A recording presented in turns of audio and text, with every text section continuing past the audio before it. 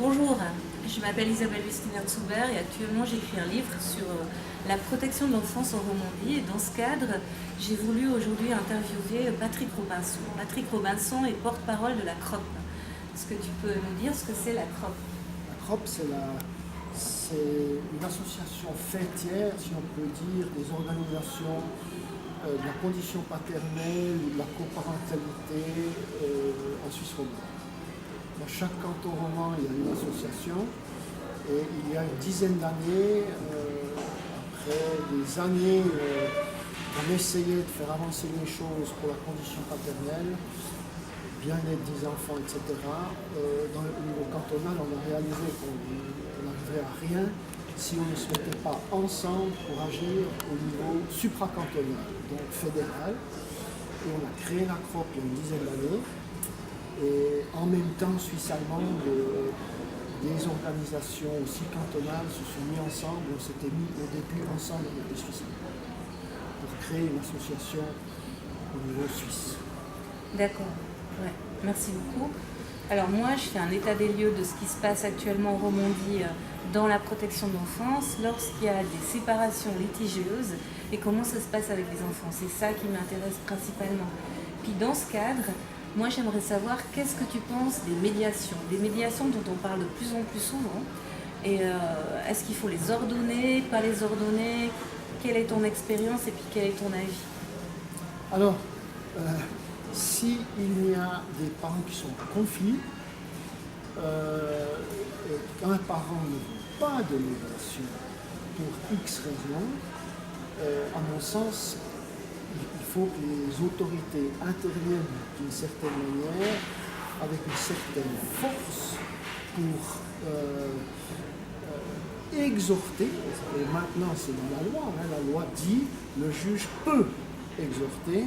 Je pense que le juge doit exhorter les parents à se soumettre à une médiation, parce que si on parle de l'intérêt supérieur du bien-être de l'enfant, et qu'il y a une situation litigieuse en parent, la seule issue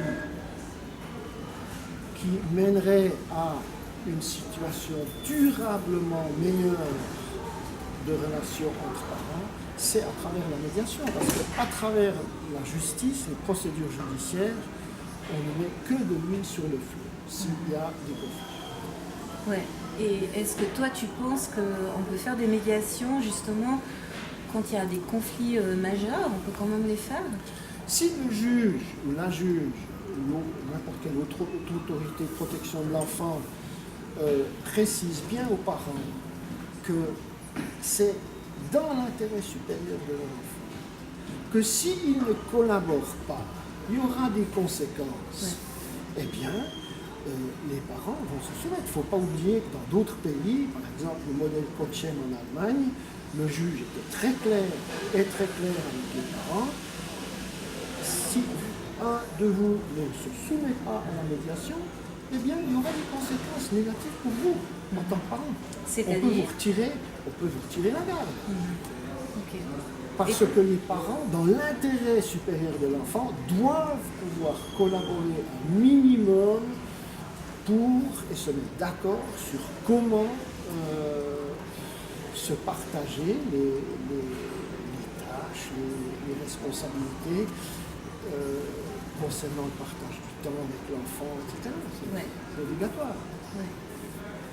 Et tu m'avais parlé, une autre fois où on s'était déjà parlé, tu m'avais parlé des médiations navettes, c'est ça? Oui. C'est quoi les médiations navettes? Alors, dans les cas extrêmement conflictuels, où par exemple il y aurait eu de la violence entre les parents, je ne parle pas de violence systémique, parce qu'il faut faire très attention avec la violence, il faut différencier différents types, mais si il y a eu de la violence qui n'est pas extrême et systémique, donc récurrente, et qu'un parent ne veut pas être en présence de l'autre, c'est tout à fait possible.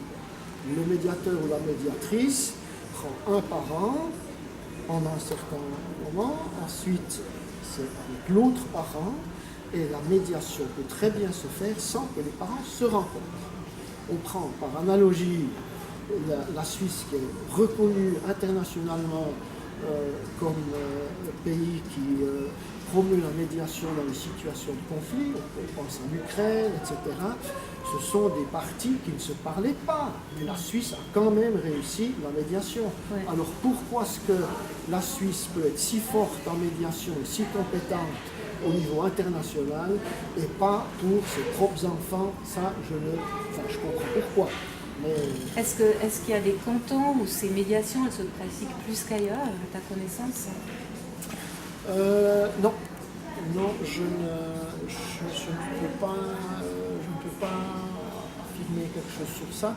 Il y a des cantons qui ont des lois d'encouragement à la médiation et il y en a la majorité des cantons romans l'ont, mais ça ne veut pas dire que c'est on le fait cours systématiquement. Et puis toi, tu as une formation de médiateur, non, que tu as fait à J'ai fait l'UQAB. la formation au UQAB, Ouais. oui. Est-ce que tu sais aussi me dire en général combien de séances il faut pour faire une médiation? Alors, à Neuchâtel, la moyenne de séances d'1 heure et demie, parmi les 50 et quelques médiations qui sont faites chaque année, 50 cas, hein, je pense que c'est une moyenne d'à peu près 2 ou 3 séances. Okay. Et ça, ce sont des gens qui ont choisi d'aller à la médiation ou qui ont été encouragés d'aller à la médiation. Tandis qu'un conflictuel, ben, ça peut très bien aller à 6-7 séances. Okay. Mais le résultat est assez bon. Je pense qu'on parle de à peu près 70% ou plus de succès. C'est sur quel intervalle? Entre la première et la dernière, c'est vraiment à peu près. Ça dépend fortement. Ça peut être 2 séances en 1 mois où les personnes doivent réfléchir plus, parler de leur avocat, parce qu'il y en a qui gardent encore leur avocat ou leur avocate pour des conseils. Est-ce qu'on va dans la bonne direction, etc. Parce qu'avec le médiateur, on évoque toute la situation par rapport au divorce, par exemple, ou bien juste la situation des enfants? Non, toute la situation. Toute la situation. On peut se limiter à un élément seul, par exemple, qu'est-ce qu'on va faire avec la garde, et les questions financières, on règle ça au tribunal. Donc on peut arriver à des accords partiels, que ce soit ou financiers ou concernant la garde, mais dans la majorité des cas, les gens essayent d'arriver à une conclusion, à un accord sur tous les éléments. Ils sont donc ensuite soumis, un accord, une convention est rédigée, en principe par les parents, mais c'est souvent le médiateur ou la médiatrice qui les rédige, en accord avec ce que les parents disent. Hein. Et ensuite, c'est soumis au tribunal. Normalement, il n'y a aucun problème. En 15 minutes, c'est réglé. Moi, j'ai encore une question là-dessus. J'ai lu le livre d'Anne Reiser, Au nom de l'enfant. Et puis j'ai regardé les médiations, les accords qu'elle propose à la fin du livre. Pour toute la partie financière, j'avais rien compris. Je trouvais que c'était très compliqué. Est-ce que tu penses que ce serait envisageable quand le conflit il porte seulement sur la visite à l'enfant, la garde de l'enfant, d'avoir des médiations que pour ce qui touche aux enfants et de laisser aux avocats tout le reste? Moi, je pense qu'il y a des médiateurs et des médiatrices ceux qui sont formés en médiation familiale. De toute façon, il y a des médiateurs et médiatrices qui sont juristes. Hein. Mais la formation en médiation familiale couvre aussi les éléments financiers, pas seulement les questions de relation avec l'enfant. Non, moi je pense que les questions financières sont fortement imbriquées aussi aux questions de l'enfant. Souvent, la garde implique des conséquences importantes du point de vue financier. Et c'est souvent le cas qu'un parent est intéressé à avoir la garde pour obtenir les pensions alimentaires. Donc non, moi je pense qu'il faut se concentrer sur l'enfant d'abord et ensuite les questions financières en découlent et ça peut très bien être réglé en médiation. Je profite pour dire que la personne qui nous filme, c'est Alexandre Terreta du mouvement de la condition paternelle de Valais qui m'a beaucoup aidé dans mon projet. n'est pas un caméraman professionnel. D'ailleurs, nous, on n'a pas non plus l'habitude de faire des interviews. Voilà. Peut-être qu'Alexandre, tu peux nous montrer ce qu'il y a derrière nous. Et puis, j'espère juste qu'on est assez proche pour qu'on nous entende parce qu'on parle pas très fort. Et ça me fait bien penser, ça nous a bien fait penser, je dirais ça après, à ce qui se passe dans nos procédures.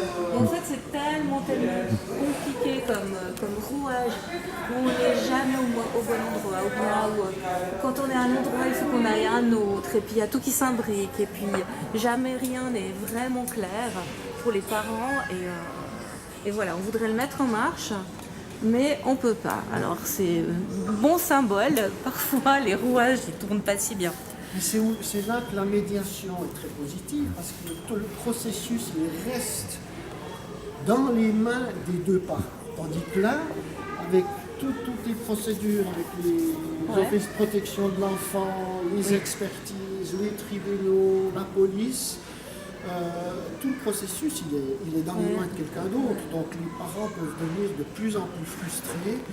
Et c'est là ensuite que les relations s'empirent et les enfants souffrent encore plus. Oui, c'est sûr que les gens qui recourent aux autorités officielles pour régler leurs problèmes, je pense qu'ils n'ont absolument aucune idée de dans quoi ils mettent le pied. Alors ce que je voudrais te demander encore, Patrick, c'est au sujet de la garde partagée. Il y a un projet en Valais, initié par la personne qui tient la caméra, dont il ne faut pas qu'il recule trop, sinon on ne va plus entendre ce qu'on dit. Et ce projet est donc initié par Alexandre Terreta, qui, comme je l'ai dit, est membre du mouvement de la condition paternelle Valais, pour essayer de faire inscrire, on ne sait pas encore si c'est possible, mais pour essayer de faire inscrire l'attribution par défaut de la garde alternée dans la nouvelle constitution valaisanne. Et à ce sujet-là, j'aimerais aussi, Patrick, comme tu as beaucoup d'expérience, j'aimerais savoir qu'est-ce que tu penses de la garde alternée. Est-ce que c'est possible? Est-ce que c'est possible dans tous les cas? Est-ce que c'est possible à tout âge? C'est quoi ton avis là-dessus? Alors, je me réfère pour commenter ou répondre à ta question. Je me réfère à une très riche littérature scientifique qui s'est développée ces 10 dernières années au niveau international sur les effets de la garde partagée ou alternée, tant au niveau du bien-être des enfants qu'au niveau du bien-être des parents, à différents niveaux, socio-économique, bien-être, se sentir bien, se retrouver soi-même, retrouver une nouvelle vie. Et aussi, je dirais, d'après ce que j'ai vu dans les dossiers, que je vois et j'en vois beaucoup. La garde alternée a des avantages majeurs, tant pour le bien-être de l'enfant que pour le bien-être des deux parents. Ça a été prouvé sur des très grands échantillonnages, de passer 5000 enfants, par exemple, en Suède, suivis pendant des années. Au début, il se peut qu'il y ait, surtout chez les mamans, une réticence à ce que la garde soit alternée, particulièrement s'il y a eu des conflits, je ne dirais pas des conflits majeurs, mais des conflits. Mais très vite, la situation s'atténue une fois que la garde, ça a été décidé, elle est alternée, point barre. Et il n'y a plus d'enjeu. La garde ne devient plus un enjeu. C'est toujours ça le problème. S'il y a un enjeu, eh bien, les conflits peuvent augmenter. Est-ce que c'est une loi fédérale? Où? En Suède? Non, ici, en Suisse. Non, il n'y a pas. Non. Qu'est-ce qu'elle dit, la loi? La loi dit, et ça c'est nouveau depuis janvier 2017, suite à du lobbying, que le juge le juge doit considérer la garde alternée dans l'intérêt supérieur de l'enfant si le père, la mère ou l'enfant le demande. Et il y a un arrêt du tribunal fédéral qui est sorti le 27 avril de cette année 2018 qui est très encourageant dans le sens où il dit clairement que les questions de conflits, pas des conflits majeurs, mais ne doivent pas nécessairement être une raison pour ne pas qu'elle soit alternée. Si un parent n'est pas d'accord, ça n'a pas besoin d'être un critère, etc. Mais maintenant, mettons que les parents se séparent quand il y a un enfant qui a un bébé. Comment on fait? Alors, On peut pas enlever un bébé de sa mère pendant 3 jours d'affilée. S'il allait, Ouais. si l'allait, alors là, l'allaitement, évidemment, là, c'est plus difficile, mais à partir de 6 mois, 8 mois, et que les parents sont déjà séparés, un enfant de cet âge-là devrait avoir des contacts très fréquents avec les deux parents pour que toute la question de l'attachement aux parents respectifs puisse se faire à cet âge qui est crucial. Alors, il y a des modèles qui, en Allemagne et d'autres recherches le montrent qu'il faut que le temps passé avec chaque parent soit beaucoup plus fréquent. L'alternance doit être beaucoup plus fréquente quand l'enfant est très petit. Oui. Et là, disons, jusqu'à l'enfant d'une année, ça doit être chaque jour un contact avec chaque parent. Oui. Et puis après, l'alternance, elle augmente avec l'âge des enfants.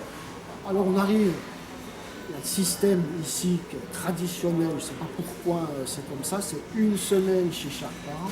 Oui. C'est complètement ridicule d'avoir des modèles fixes comme ça dépend de l'enfant, ça dépend de la situation des parents respectifs. Et on voit très bien qu'avec des adolescents plus âgés, une semaine sur 2, c'est trop fréquent. Il y en a qui veulent 1 mois sur 2.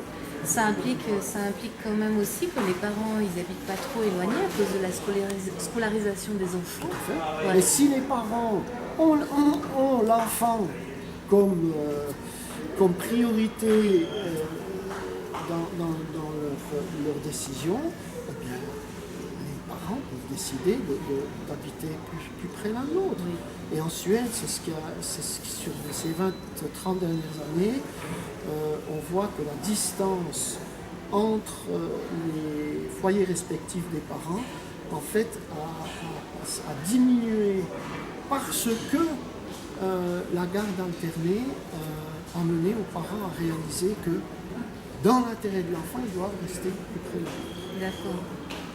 Alors c'est 7 heures, je pense qu'on va bientôt y aller. Merci beaucoup pour toutes tes réponses. On va y aller parce qu'on va se rendre à une présentation, je ne sais pas exactement comment dire ça, de l'association gérée par Stéphanie Svalen dans le canton de Vaud, mais qui est romande, qui est une association de pères et de mères qui concerne ce genre de situation, de garde, de droit de visite, etc. Et puis ce soir, je me réjouis beaucoup parce qu'il y aura la présence des boréales. Et les boréales, c'est une structure qui s'occupe de situations de maltraitance intrafamiliale. Merci beaucoup.